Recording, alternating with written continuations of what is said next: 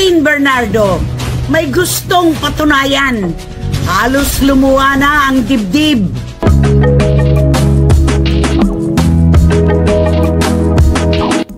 Hindi na ako yung tulad ng dati na nakakulong lang sa isang lugar.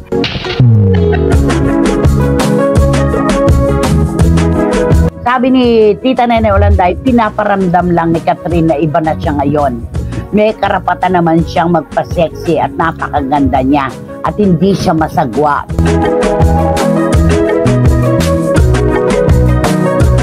Veteranang kolumnista na si Christopher Min, suportado ang ginawa ni Catherine Bernardo. Daniel Padilla, Tamimi! Kung bago lang kayo dito sa aking YouTube channel, huwag kalimutan mag-subscribe at pindutin niyo na rin ang notification bell para ma-notify kayo sa ating susunod na video. Maraming salamat!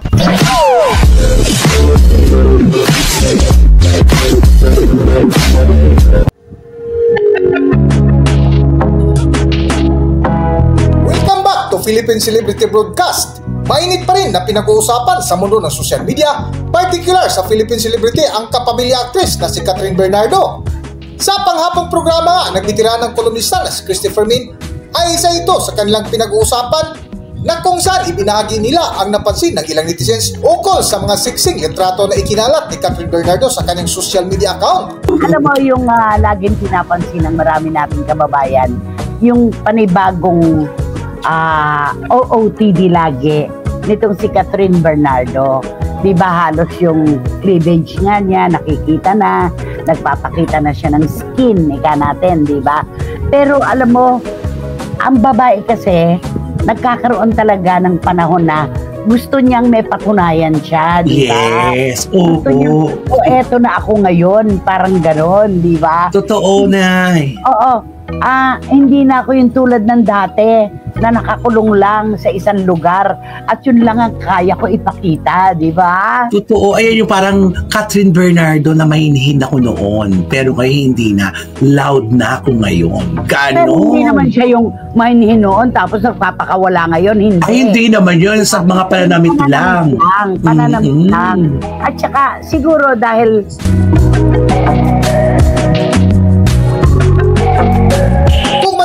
higit kumulang 11 years maging magkasintahan sina Catherine Bernardo at Daniel Padilla na ni minsan walang kalayaan ang dalaga sa kanyang gustong kasuotan dahil pinagbawalan daw ito ng kanyang dating nobyo na si Daniel Padilla na minsan gusto di umano itong dambahan sa isang event dahil hindi sinunod ni Catherine Bernardo ang kanyang gusto. Alam naman po natin mga kapatid na 11 taon mahigit siya na kumbaga ay hindi nagawa ang gusto niya, di ba? Napigil. Kaya ngayon na pwede na niyang i-flaunt ang kanyang katawan, bakit naman ang hindi? Diba? At saka nasa wastong edad na siya. Hindi mo sasabihin na ano ba yan? Bakit ganyan? Bata-bata pa. Hindi. Nasa edad na siya na kailangan niya ng mga ganyang damit. Oo, diba? At saka nag-evolve talaga ang tao. Alam nga namang maupo ka na lang sa kung saan ka dati, diba? Ito ang sabi ni Juris Dr. Channel. Ang problema kasi, kapag babae ang medyo revealing ang suot, o may pa-cleavage, ang bilis mapuna. Pero pag lalaki, nagpapakita ng abs o may pasantol, kadalasan may cheering squad pa. Aminin nyo yan, Romel. May pa-cheering squad pa, totoo yan. Kung may K naman, sabi niya, di flaunt it. Wala namang masama sa pagiging confident. Baka face lang din ito ni Catherine na lilipas din sa tamang panahon. Sabi ko nga, di ba, ang bawat babae o bawat lalaki, dumarating po sa atin yung punto na ibahin naman natin, di ba? Correct. Ang ganda, kaya, pinuflaunt, may pakikita. Why not coconut, di ba?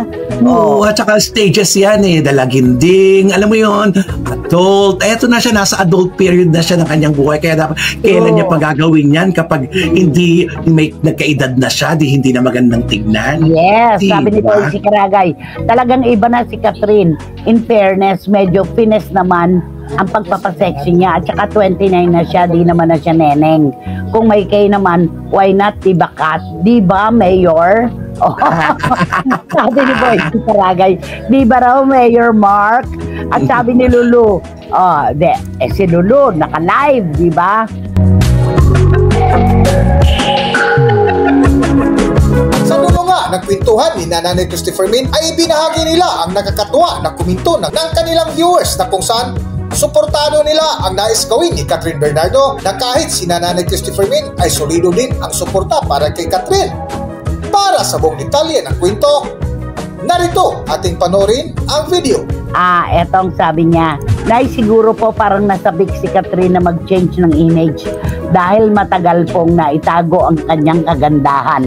Totoo, di ba? Nasabik. O, sabihin na natin nasabik. Ayan, sabi naman ni Ching Bautista Silverio na nakabalik na mula sa Singapore, as long as her privates are covered. I don't see anything wrong with her dressing up and showing some skin. Go, Catherine. Tama. Kaya naman dalhin eh. Kayang-kayang dalhin at hindi bastusin. Di ba? Meron iba nagpapakita ng klibahe. Pero parang gusto mo ng, nako, di ba? Oo, malaswang tignan. Sa kanya hindi, mapakano pa rin niya. Catherine Bernardo pa rin ang maiisip mo sa kanya. Nagbago lang ang damit. Kung ano yung pagkakilala mo sa kanya noon, ganun pa rin naman hanggang ngayon. Nagbago lang ang kanyang pananamit.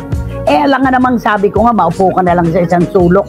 Kung ano yung suot mo nun, yun na lang ba? Di ba? Correct. Tumabay ka sa panahon. Yes, tama. Yun ang panahon ng mga Gen Z, di ba? Yan yun mga millennial. So, sabay-sabay din. Sabi ni Tita Nene Olanday, pinaparamdam lang ni Catherine na iba na siya ngayon. May karapatan naman siyang magpa-sexy at napakaganda niya. At hindi siya masagwa. Totoo. Diba? I'm the new Catherine now. Parang ganon. This is me now. Kaso may mga nag-propose na, Daniel, ito ang babaeng sinayang mo. Ito ang babaeng sinayang mo. Hindi naman natin alam kung may pinagpalit ba talaga, di ba? Hindi naman natin alam kung sinayang ba talaga Pareho naman nilang pinagdesisyonan ng paghiwalay, di ba? Ganun lang yon. Sabi ni John, I don't see anything wrong sa pagpapasexy ni Catherine. Bagay sa kanya at carry niya. Punto de vista ng lalaki to Punto de vista ng lalaki. Kaya okay lang, maraming pasable. Walang problema. Okay na okay para sa kanila ito. Yon. Nako, eto pa sabi ni Dan Clavesillas, parang gusto po niyang sabihin na no one can dictate what I want to flaunt. May ipagmamalaki naman po, kaya flaunt it. Wala naman pong mahalay sa mga sinusuot niya. Tama, Dan Clavesillas. O yan. Parang yun ang gusto niya nga sabihin, di ba? Sabi ni Tita Julie Paras, sorry, pero mula nang isa ako sa mga pinaikot ng tandem ng Catden, nawala na rin ako ng gana kay Cat tulad ni Alden. Kahit ano pa ang gusto niyang patunayan, solid Julia Barreto, Julia Montes, at Maris Racal na lang ako ngayon. Ha ha ha! Sabi niya, ayaw na, natakot sa pagpapaikot, di ba? Tapos, ito naman sabi ni Neneng Putot Bensoli, though she shows some skin, still okay naman, hindi naman bastos. This is what thing now. Go, Catherine, just know your limit. Okay. Tama naman yan, di ba? Kung maalaman lang natin yung ating limitasyon, kung hanggang saan lang tayo. Yun lang naman yan di ba? Okay.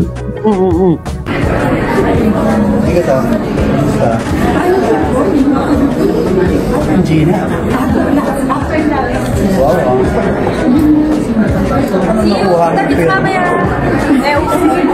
Hanggang dito na lang muna ang ating video at kung nagustuhan nyo, huwag kalimutan mag-subscribe at pindutin nyo na rin ang notification bell para ma-notify kayo sa ating susunod na video. Maraming salamat.